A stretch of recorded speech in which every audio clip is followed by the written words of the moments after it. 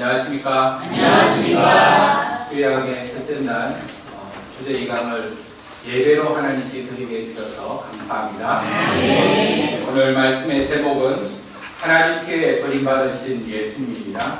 말씀은 마태복음 27장 11절에서 56절이고 오늘은 27장 46절입니다. 46절을 다 같이 읽어보겠습니다.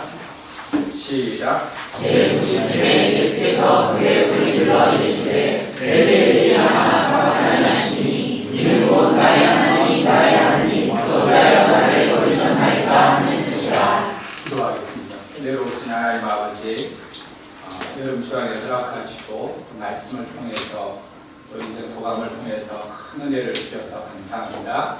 이 시간 예배로 하나님께 영광을 돌리고자 합니다. 예배를 통해서 하나님께서 영광을 받으시고 또 예배드리는 모든 분들의 심령에 하나님께서 말씀을 통해서 큰 은혜를 주시길 간절히 기도합니다. 특별히 십자가 예수님을 바라보고 예수님 주시는 은혜를 누리는 그런 시간이 되도록 도와주시옵소서. 예수님 이름으로 기도하였습니다. 아멘. 오늘 말씀은 기독교의 핵심인 예수님의 십자가 사건을 기록하고 있습니다. 하나님의 아들이시며 죄 없으신 예수님께서는 사람들로부터 온갖 조롱과 멸시를 받으시고 하나님께 버림받으시고 결국 십자가에 달려 돌아가셨습니다. 죄 없으신 예수님께서 왜 이렇게 하나님께로 버림받으시고 십자가에서 죽으신 것입니까? 오늘 말씀을 통해서 예수님의 고난과 죽으심의 의미를 잘 깨닫고 이 예수님을 그리스도로 영접함으로 죄 용서와 구원의 은혜를 풍성히 누리길 기도합니다. 파트원 죄 없으신 예수님. 마태복음 26장 63절 64절을 보면 예수님은 종교 지도자들 앞에서 자신이 하나님의 아들 그리스도이심을 분명하게 말씀하셨습니다. 종교 지도자들은 예수님의 이 말씀을 듣고 예수님을 신성모독죄로 정죄했습니다. 그러나 로마의 지배를 받고 있던 유대인들에게는 사형을 집행할 권한이 없었습니다. 그래서 그들은 예수님을 죽이기 위해 로마 총독 빌라도에게 끌고 갔습니다. 다만 빌라도 앞에서는 신성모독죄가 아니라 예수님이 자신을 유대인의 왕이라고 주장한 것을 근거로 해서 정치적 반역죄로 고발했습니다. 11절을 보십시오. 예수님께서 총독 앞에 섰을 때 총독이 예수님께 묻습니다. 내가 유대인의 왕이냐? 이 신문에 시인한다는 것은 예수님께서 로마에 반역한 반역자라는 것을 시인하는 것이며 그로 인해서 예수님은 죽을 수도 있었습니다. 그러나 예수님은 어떻게 대답하셨습니까? 내 말이 옳도다. 예수님은 자신을 유대인의 왕으로 분명하게 시인하셨습니다.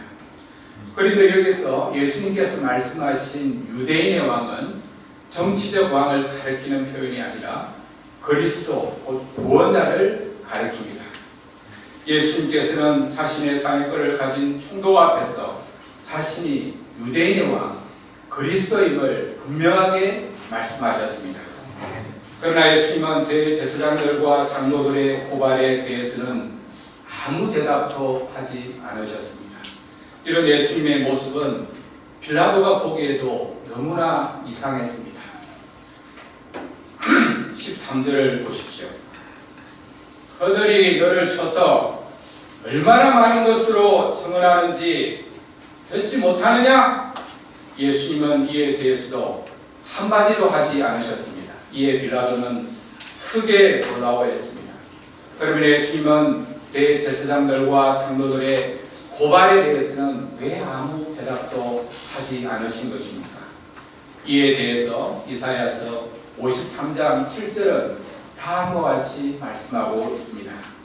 그가 번역을 당하여 괴로울 때에도 그가 입을 열지 아니하였으며 마치 도수장으로 끌려가는 어린 양과 털 깎는 자 앞에서 잠잠한 양같이 그의 입을 열지 아니하였도다. 예수님께서 자신을 변호하지 않으신 것은 예수님께서 우리 죄를 위하여 십자가에서 그리스도로서 대속의 죽음을 죽으시고자 이미 작정하셨기 때문이었습니다. 빌라도는 예수님에게서 죄를 찾지 못했습니다. 그러면 놓아주면 됩니다.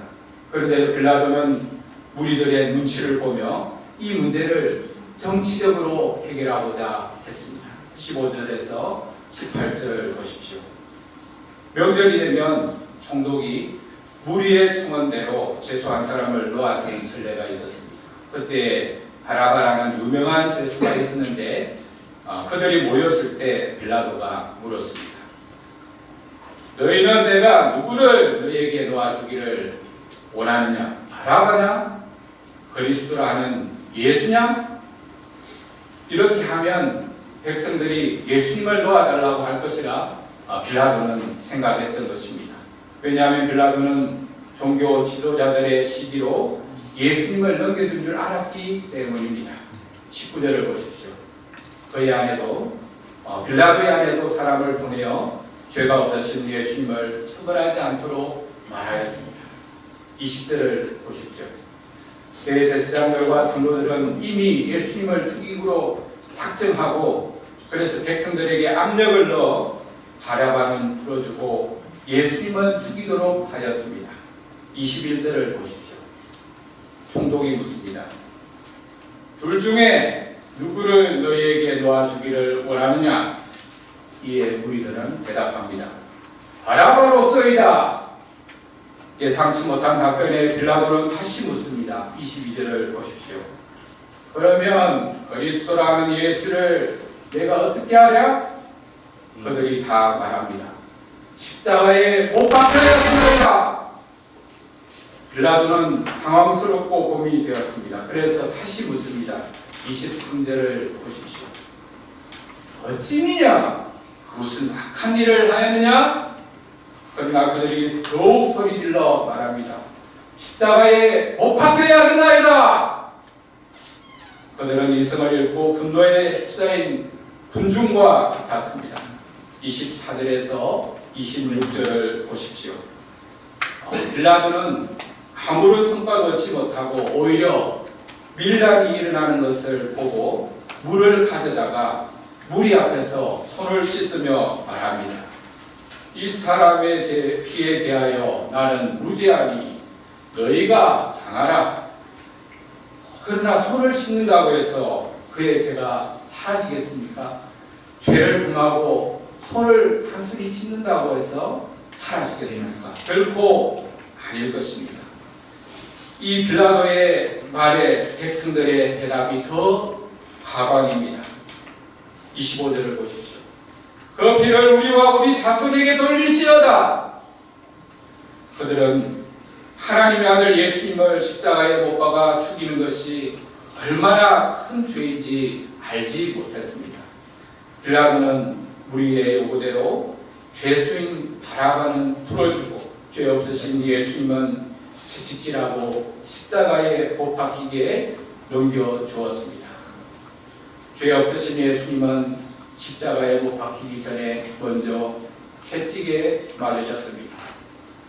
당시 로마 군병들의 채찍은 6바닥의 가죽띠를 묶은 것으로서 가죽 끝에는 날카로운 쇠등이나 뼈조각이 붙어 있었습니다. 그래서 채찍에 맞으면 피가 튀기고 살점이 떨어져 나갔습니다. 심하면 채찍에 맞다가 갈비뼈가 부러지고 내장이 파열되어 죽는 경우가 많았다고 합니다. 그런데 예수님은 이런 무서운 채찍을 맞으셨습니다. 그러면 아무런 죄가 없으신 예수님께서 왜 이처럼 무서운 채찍에 맞으신 것입니까? 이런 죄라는 영적 질병에서 우리를 낫게 하시기 위함이었습니다. 이사야 53장 5절은 다음과 같이 말씀합니다. 그가 채찍에 맞음으로 우리는 나음을 받았도다. 사람에게는 반드시 치유받아야 할 영적 질병이 있습니다. 그것은 바로 죄입니다. 몸에 병이 생기면 통증과 열이 나고 몸의 기능이 약해지듯이 죄가 사람의 영혼을 병들게 하면 여러 가지 영적인 증상이 나타납니다. 영혼이 병들면 마음에 참된 평안이 없습니다. 겉으로는 잘 지내는 것 같아도 마음속에는 공허함과 불안이 있습니다. 다른 사람과 끊임없이 비교하며 열등감과 우월감 사이를 오갑니다. 사람들의 인정과 칭찬을 받아도 만족은 오래가지 못합니다. 공부와 취업, 인간관계의 부담에 눌려 무기력해지기도 합니다. 죄의 유혹을 이기지 못하고 같은 잘못을 반복하기도 합니다. 찰나의 쾌락기에는 죄책감과 수치심이 찾아옵니다. 자신의 약한 모습을 숨기기 위해서 괜찮은 척하고 다른 사람들에게 들킬까 두려워합니다. 마음속에는 미움과 시기와 정욕이 있지만 스스로 그것을 해결할 수 없습니다.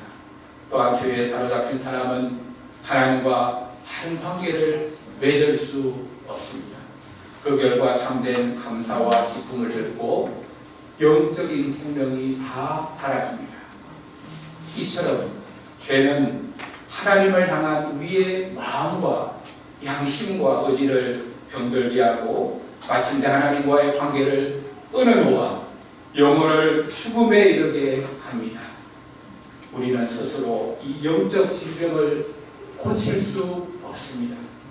결심하고 노력해도 죄의 뿌리를 제거할 수 없고 선한 행동을 많이 한다고 해서 병든 영혼이 온전히 치유되는 것도 아닙니다.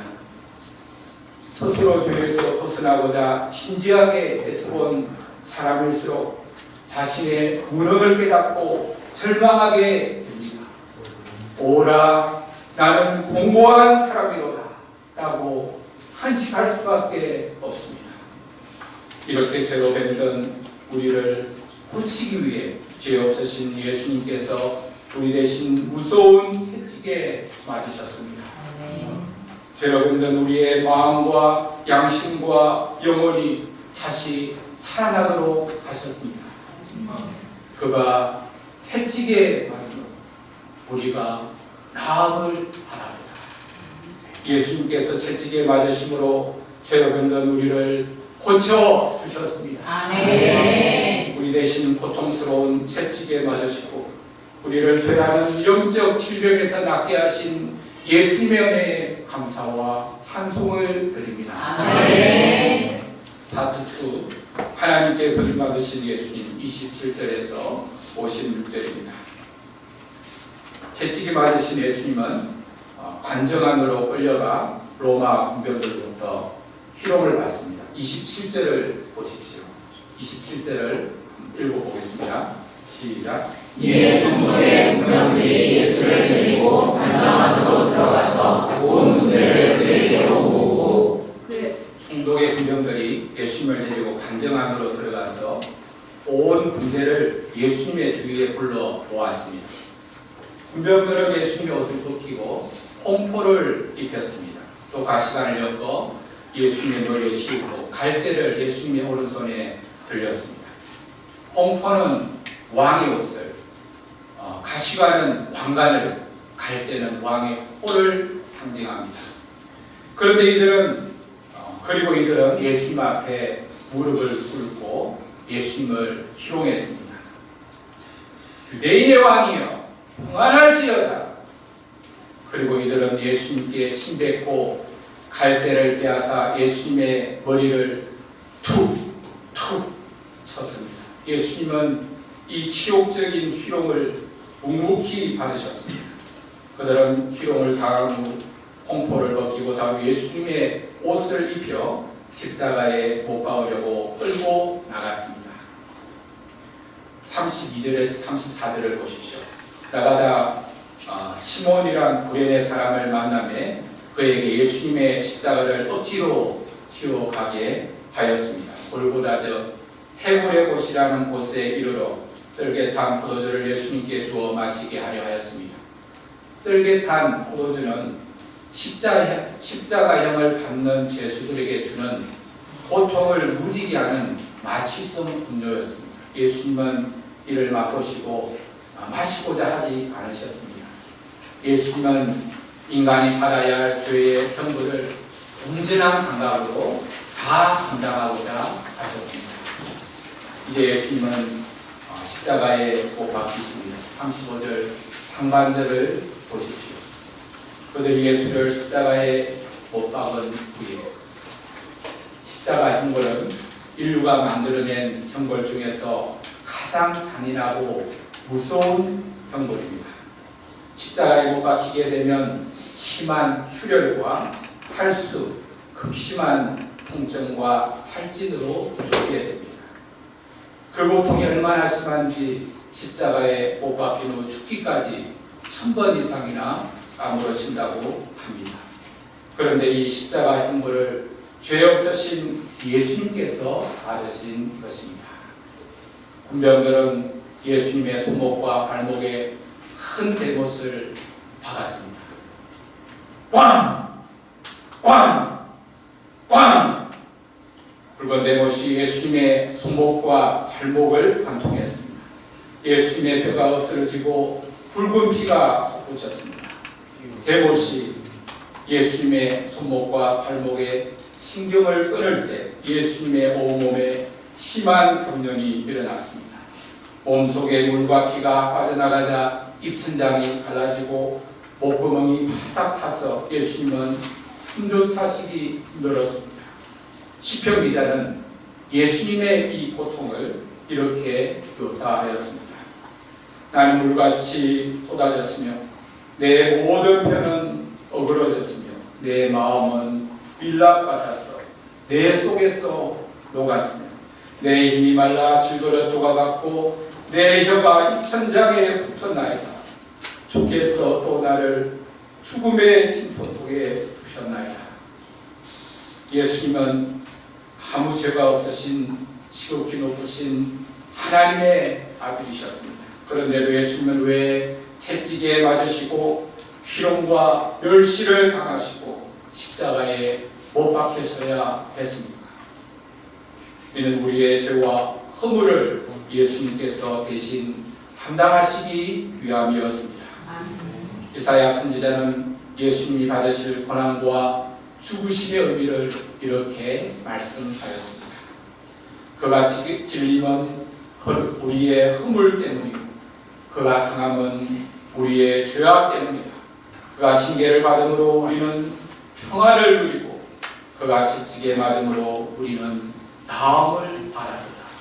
우리는 다 양 같아서 그를 행하여 각기 제 길로 갔거늘 여호와께서는 우리 모두의 죄악을 그에게 담당시키셨다. 사도 베드로도 예수님께서 친히 나무에 달려 그 몸으로 우리 죄를 담당하셨으니 라고 말했습니다. 죄 없으신 예수님은 바로 나의 허물과 죄악을 감당하시기 위해 조롱받으시고 채찍에 맞으시고 십자가에 못 박히신 것입니다. 그런데 사람 중에는 내가 무슨 죄인이냐 자신을 죄인으로 생각하지 않는 사람들이 많습니다. 특히 요즘 대학생들과 청년들은 자신이 특별히 나쁜 일을 하지 않았고 법을 어기지 않았기 때문에 자신을 죄인으로 받아들이기 어려워합니다. 또 세상은 죄를 죄라고 말하기보다도 개인의 자유, 개인의 권리, 개인의 본성이라는 말로 포장합니다. 그 결과 사람들은 자신의 욕망을 따르는 것을 자연스럽고 정당한 일로 여기며 죄에 점점 무감각해지고 있습니다. 나는 법을 어기거나 남에게 큰 피해를 주지 않았으니 이 정도면 착하게 살고 있지 않냐? 스스로를 변호합니다. 그래서 이러한 사람들은 예수님의 십자가 사건이 자신과 아무런 관련이 없다고 말합니다. 그러나 사람 안에 있는 이기심과 미움, 불평과 교만, 정욕도 모두 죄입니다. 죄는 단순히 사회적으로 큰 잘못을 저지르거나 다른 사람에게 피해를 주는 것만을 말하지 않습니다. 하나님으로 인정하지 않고 내가 내 인생의 주인이 되어 살아가는 것이 죄입니다. 하나님을 알되 하나님을 영화롭게도 하지 않고 하나님을 감사하지도 않는 것이 죄입니다. 무엇보다 창조주 하나님을 반역하고 불순종하며 불신하는 것이 죄입니다. 이 기준으로 볼 때 모든 사람이 죄인입니다. 사람이 죄를 합리화하거나 또 죄에 무감각해지고 또 자신의 죄를 깨닫지 못한다고 해서 죄의 형벌이 사라지는 것은 아닙니다. 성경은 분명하게 말씀합니다. 죄의 삭은 사망이요 한 번 죽는 것은 사람에게 정해진 것이요 그 후에는 심판이 있으리니 이와 같이 죄를 짓는 자는 반드시 죽습니다. 먼저는 하나님과 단절되는 영적인 죽음이 있고 그리고 육체적인 죽음이 있습니다. 그리고 육체적인 죽음으로 끝나는 것이 아니라 죽음 후에는 불못에 던져져 영원히 고통하는 영원한 죽음이 있습니다. 우리는 단 한 사람도 예외 없이 우리의 죄로 인해 하나님의 진노 아래에 있었고 하나님의 무서운 형벌, 심판을 받아야 했습니다. 그런데 예수님께서 내가 받아야 할 죄의 형벌을 나를 대신해서 십자가에서 받으신 것입니다. 예수님께서 하나님께 대한 나의 반역과 불순종과 불신의 죄 때문에 채찍에 맞으시고 나의 교만과 우상 숭배와 미움과 시기심과 세상 정욕과 이기심과 원망과 불평의 죄 때문에 십자가에 못 박히셨습니다. 내가 죄인이라는 사실을 인정하기 어려울 수 있습니다. 그러나 십자가의 예수님을 바라보고 이 십자가의 예수님을 깊이 생각하면 내가 얼마나 큰 죄인인지 동시에 예수님께서 이런 나를 얼마나 사랑하시는지를 알 수 있습니다. 우리의 허물과 죄악 때문에 이를 용서해 주시기 위해서 예수님께서 채찍에 맞으시고 조롱과 멸시를 당하시고 십자가에 못 박히신 것입니다. 예수님은 죄인을 정죄하시기 위해 십자가에 달리신 것이 아니라 죄인을 구원하시기 위해 십자가에 달리셨습니다. 우리의 허물과 죄악을 감당하심으로 우리를 죄에서 구원해 주신 예수님의 놀라운 사랑에 감사와 찬송을 드립니다. 37절을 보십시오. 군병들이 예수님의 머리 위에 이는 유대인의 왕 예수라 라고 쓴 죄패를 붙였습니다. 이 죄패는 역설적으로 예수님의 죽음이 온 세상을 구원하기 위한 유대인의 왕, 곧 그리스도로서의 죽음임을 선포하고 있습니다. 38절을 보십시오. 이때 예수님과 함께 강도들이 십자가에 못 박히니 하나는 우편에 하나는 좌편에 있었습니다. 죄 없으신 예수님께서는 흉악한 죄인과 같이 취급받고 십자가에 못 박히셨습니다. 39절, 40절을 보십시오. 지나가는 자들은 자기 머리를 흔들며 예수님을 모욕하며 말했습니다. 성전을 열고 사활에 찢는 자여, 내가 만일 하나님의 아들이었던 자기를 권하고 십자가에서 내려오라. 예수님은 얼마든지 원하시면 자기를 권하고 십자가에서 내려올 수 있었습니다. 그러나 예수님은 우리를 구원하시기 위해 자신을 구원하지 않으셨습니다. 이를 모르는 종교 지도자들도 예수님을 희롱합니다. 41절, 42절을 보십시오. 41절, 42절을 다 같이 읽어보겠습니다.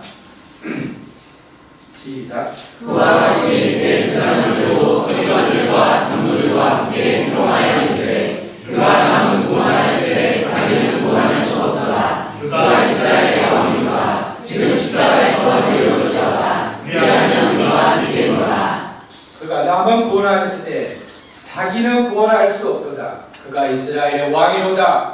지금 십자가에서 내려올지어다. 그리하면 우리가 믿겠노라. 44절을 보십시오. 심지어 함께 십자가에 못 박힌 강도들도 예수님을 기록했습니다. 예수님은 군병들로부터도 기록을 받으셨고 지나가는 사람들, 종교 지도자들, 심지어 함께 십자가에 못 박힌 강도들로부터도 희롱과 모욕을 받으셨습니다. 45절을 보십시오. 제6시로부터 온 땅에 어둠이 임하여 제9시까지 3시간 동안 계속되었습니다. 성경에서 허감은 하나님의 심판과 하나님과의 단절을 상징합니다. 온 땅을 덮은 이 어둠은 죄에 대한 하나님의 무서운 심판이 예수님께 내려지고 있음을 말하고 있습니다. 46절을 보십시오.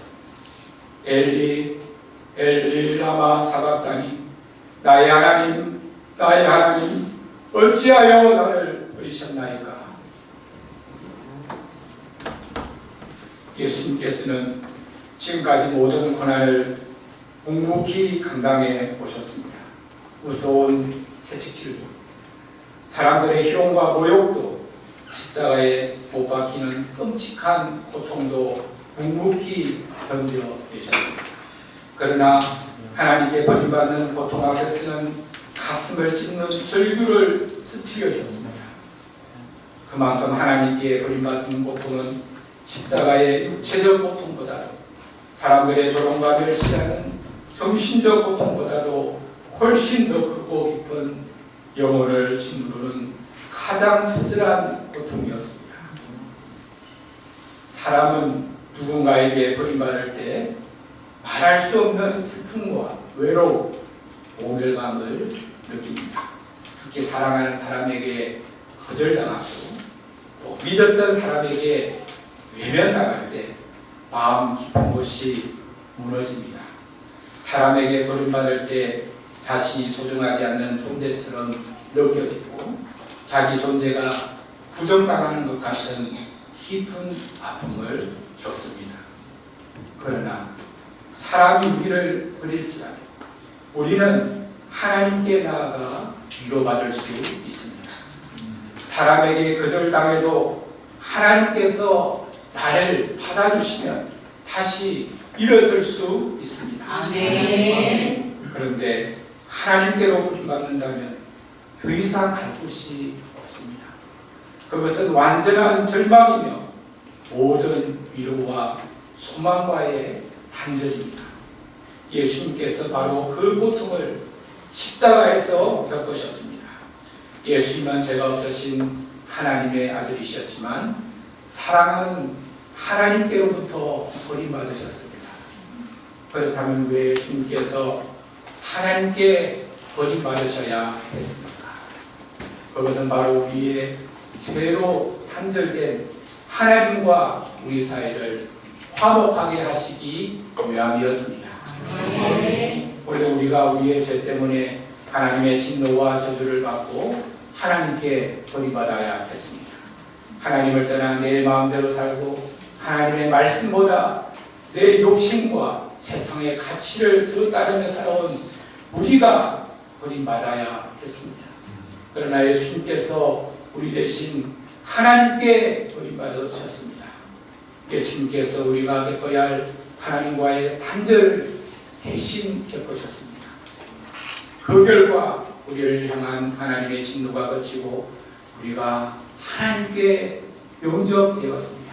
아멘. 예수님께서 하나님께 버림받으심으로 우리는 하나님께 받아들여졌습니다. 아멘. 그러므로 예수님의 버림받으심은 역설적으로 하나님께서 우리를 결코 버리지 않으신다는 가장 확실한 증거입니다. 아멘. 십자가는 우리에게 너는 결코 버림받은 존재가 아니라 내가 너를 살리기 위해 내 사랑하는 아들을 버렸다 라고 말씀하시는 하나님의 뜨겁고도 변함없는 사랑의 메시지입니다. 예수님께서 하나님께 버림받는 큰 고통까지 감당하심으로 우리를 구원하시고 영접하여 주신 이 은혜에 감사와 찬송을 드립니다. 47절에서 49절을 보십시오. 거기 섰던 자 중 어떤 이들은 예수님이 엘리야를 부른다고 하였습니다. 50절을 보십시오. 예수님께서 다시 크게 소리 지르시고 영원히 떠나셨습니다. 죄 없으신 예수님께서 자기 목숨을 많은 사람을 위한 대속물로 내어주셨습니다. 51절을 보십시오. 이에 성소이장 위로부터 아래까지 찢어져 불이 되고 땅이 진동하며 바위가 터지고 성소휘장은 하나님과 인간 사이를 가로막고 있는 죄의 장벽을 의미합니다. 예수님이 죽으심으로 하나님과 인간 사이에 있던 죄의 장벽이 허물어졌습니다. 이로써 우리는 예수님으로 말미암아 하나님께로 담대히 나아갈 수 있게 되었습니다. 예수님의 죽음을 통하여 부활의 새 시대가 열렸습니다. 54절을 보십시오. 이는 진실로 하나님의 아들이었도다. 백부장과 및 함께 예수님을 지키던 자들은 예수님의 죽음과 죽음 후에 일어난 일들을 보고 예수님이 진실로 하나님의 아들이었음을 알고 고백하였습니다. 이상에서 우리는 하나님의 아들이신 예수님께서 아무 죄가 없으셨지만 우리를 대신하여 채찍에 맞으시고 희롱을 받으시고 십자가에 못 박혀 하나님께 버림받으셨음을 알 수 있습니다. 예수님께서는 이 모든 고난과 죽음을 통해 친히 그 몸으로 우리의 죄와 허물을 담당해 주셨습니다. 그러므로 예수님의 십자가는 기독교 신앙의 핵심이며 우리가 평생 바라보고 또 우리가 평생 묵상해야 할 구원의 사건입니다. 아멘. 우리가 십자가에 못 박히신 예수님을 깊이 바라볼 때 우리의 죄가 얼마나 무섭고 심각한지를 깨닫게 됩니다. 우리가 십자가에 못 박히신 예수님을 깊이 바라볼 때 죄를 가볍게 여기거나 합리화하지 않고 애통한 마음으로 하나님께 나아가 회개하게 됩니다. 또한 그 십자가에 내가 달렸어야 함을 깨닫고 나를 대신하여 모든 형벌을 담당하신 예수님께 감사와 찬송을 드리게 됩니다. 아멘. 그러므로 우리가 죄에 넘어지고 마음이 완고해지고 세상의 욕심과 사람들의 인정에 사로잡힐 때 가만히 있지 말고 십자가를 바라보길 기도합니다. 아멘. 자신의 죄를 숨기거나 스스로 해결하려 하지 말고 십자가 앞에 정직하게 내려놓고 예수님께서 바로 나를 대신하여 십자가에 못 박히시고 나의 모든 죄를 담당하셨다는 사실을 믿음으로 받아들이길 기도합니다. 아멘. 예수님의 십자가는 지금도 죄인을 용서하고 새롭게 하는 하나님의 구원의 능력입니다. 아멘. 우리가 십자가를 깊이 묵상하고 믿음으로 받아들여 죄사함의 은혜와 구원의 능력을 풍성히 누리길 기도합니다. 아멘. 우리가 죄와 어둠에 매인 삶에서 벗어나 새 생명 가운데 살아가길 간절히 기도합니다. 아멘. 결론입니다. 예수님은 하나님의 아들 그리스도이시며 죄가 없으셨습니다.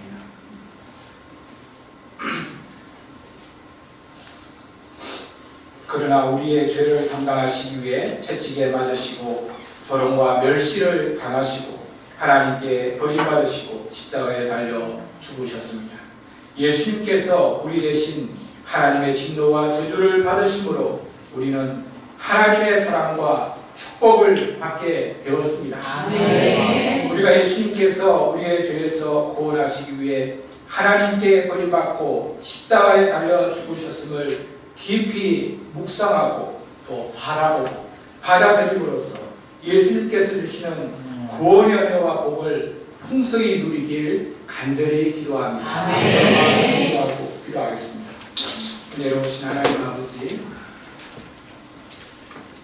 하나님의 아들이시며 죄 없으신 예수님께서 우리 죄를 담당하기 위해서 십자가에서 모진 고통을 당하시고 또 멸시와 조롱을 받으시고 하나님께 버림받으시고 결국 십자가에 못 박혀 죽으셨습니다. 저희가 이 예수님의 십자가를 바라보길 원합니다. 이 십자가를 바라보고 이 십자가를 받아들임으로 저희가 예수님의 그 놀라운 십자가의 용서의 사랑을 깊이 누리고 이 은혜 가운데 우리가 살아가는 삶을 살 수 있도록 도와주시길 간절히 기도합니다.